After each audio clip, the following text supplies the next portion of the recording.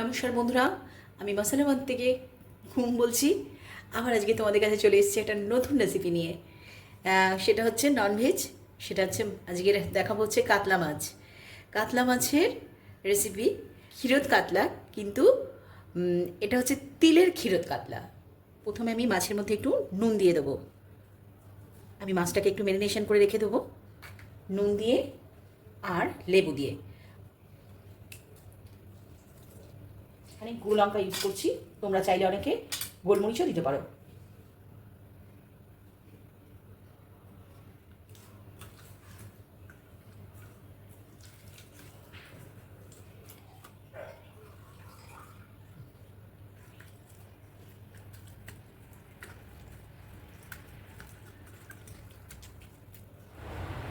প্যানের মধ্যে মশলা সাজিয়ে দিয়েছি, হচ্ছে অল্প দেখো গোলমরিচ দিয়েছি, গোটা ধনে দিয়েছি, গোটা জিরে একটু দিয়েছি অল্প, আর দেখো অল্প মৌরি দিয়েছি। আর এটা হচ্ছে জায়ফল জয়িত্রী, একদম খুব সামান্যই রয়েছে। আর এদিকে রয়েছে গরম মশলা। এবার এইগুলোকে সবগুলোকে আমি একসঙ্গে রোস্ট করে ডাস্ট করে নেবো মিক্সারে। দেখো কিন্তু আমার এটা হালকা ফ্রাই হয়ে গেছে। এবার আমি এটাকে একটা জায়গায় ঢেলে ঠান্ডা করতে দেবো। দেখো বন্ধুরা, আমার এখানে ড্রাই মশলাটা আমি এটা করে নিয়েছি মিক্সারে। এই প্যানের মধ্যে দিয়ে দেবো। প্রথমেই বলেছি এটা তিল ক্ষীরোদ কাতলা, তো সেই জন্য আমি এখানে ছোটো চামচের 2 চামচ মতন তিল দিয়ে দিলাম। এই তিলটা হালকা করে একটু আমাদের গরম করে দিতে হবে।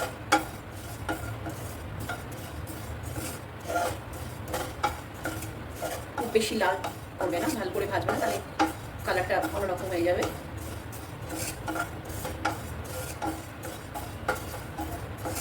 এটাও কিন্তু একটু জল দিয়ে পরে ঠান্ডা হলে এটাও একটা পেস্ট বানিয়ে নেব। দেখো বন্ধুরা, আমি এখানে তিলটা ভেজে যেটা রেখে দিয়েছিলাম, সেই তিলটা আর কাঁচা লঙ্কাটা আমি এখানে পেস্ট করে নিয়েছি। ছোটো 1 গ্লাসের মতন দুধ নিয়ে নিয়েছি। এখানে 2টো টমেটো নিয়েছি আর 2টো পেঁয়াজ ইউজ করছি। আর নিয়েছি এখানে কিছু রসুন, 8-9 কোয়ার মতন।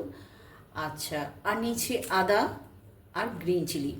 মানে তেল দিয়ে দিয়েছি, তেল গরম হয়ে যাচ্ছে। এবার আমি মাছগুলো ভেজে নেব।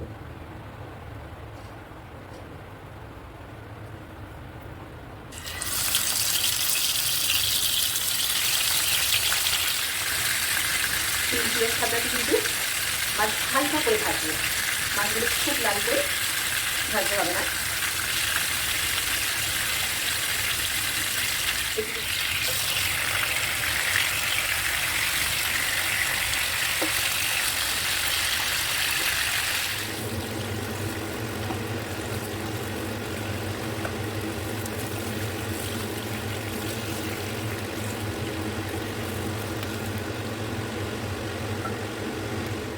যেই তেলটা ছিল সেই তেলের মধ্যেই প্রথমে 1 চামচ ঘি দিয়ে দিলাম। এবার অল্প সাদা জিরে দিয়ে দেবো,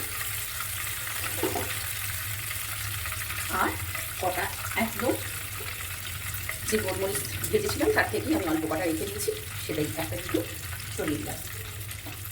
তারপর দিলাম তেজপাতা,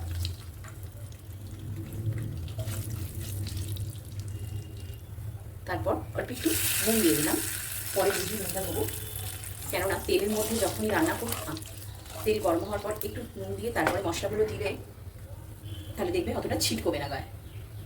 এবার দিয়ে দেবো আমি এখানে যে 2টো পেঁয়াজ দিয়েছিলাম, একদম ঝুড়ি করে কেটে চপার করে রেখে দিয়েছিলাম, সেই 2টো পেঁয়াজ দিয়ে দিই।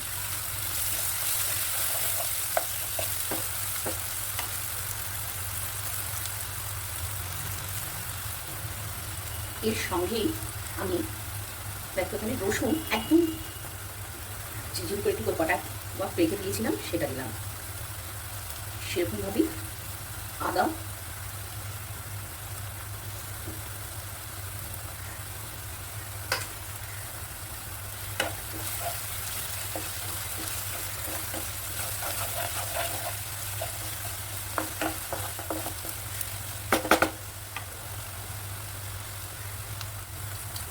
দিয়ে দেবো অল্প কাঁচা লঙ্কা কুচি। কাঁচা লঙ্কা আমি তিলের সঙ্গে কিছুটা পেস্ট করে নিয়েছি ওটা, আর এখানে অল্প দিলাম। ঝালটা মোটা তোমরা যে যেরকম ভাবে সেটা তার মতো দিয়ে নেবে।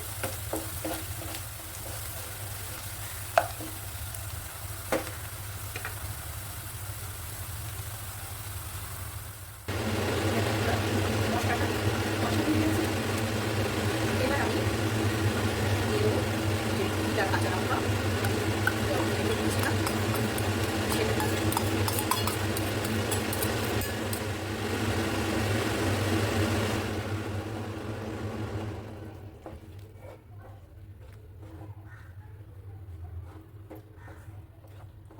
স্লাইস করে টমেটো কটা রেখে দিয়েছিলাম সেটা দিয়ে দিলাম। আর যেটা দিচ্ছি দেখো রেড প্যাপ্রিকা, এটা যে দিতেই হবে এরকম কোনো নেই, আমার কাছে একটু ছিল সেই জন্যই আমি এটা দিলাম, না থাকলে কোনো অসুবিধা নেই, এমনি করলেও ভালো লাগবে। আমার মশলাগুলো খুব ভালো করে কষা হয়ে গেছে, তেল বেরিয়ে গেছে। এবার তেল ছেড়ে দিয়েছি, এবার দেবো আমি এটার মধ্যে যে দুধটা রেখেছিলাম।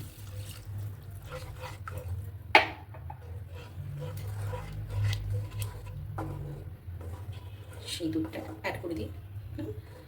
অল্প বিস্তর একটু গরম জল করে রেখে দিয়েছি আমি, যদি একটু জল দিতে হয় সেটা আমি জলটাও একটু দেবো।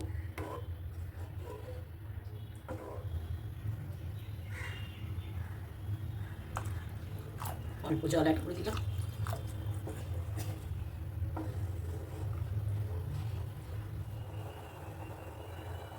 সামান্য আগে নুন দিয়েছি সেই জন্য অল্পই দিলাম, পরে দেখে আবার নুনটা দেবো।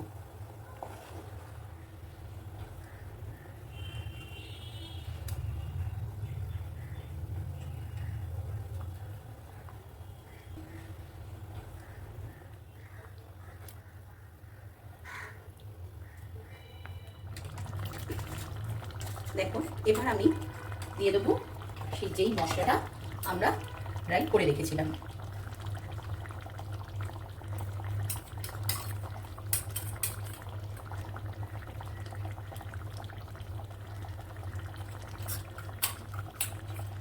চিনিটা হচ্ছে যে যেরকম খাও, আমার কাছে এটা সুগার পাউডার সেটাই আমি এখানে অল্প দিয়ে দিচ্ছি।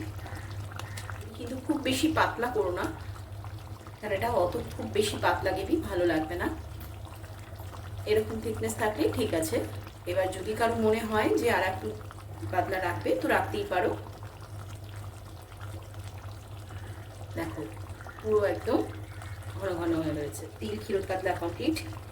এবার সব শেষে উপরে একটু ধনে পাতা ছড়িয়ে দাও।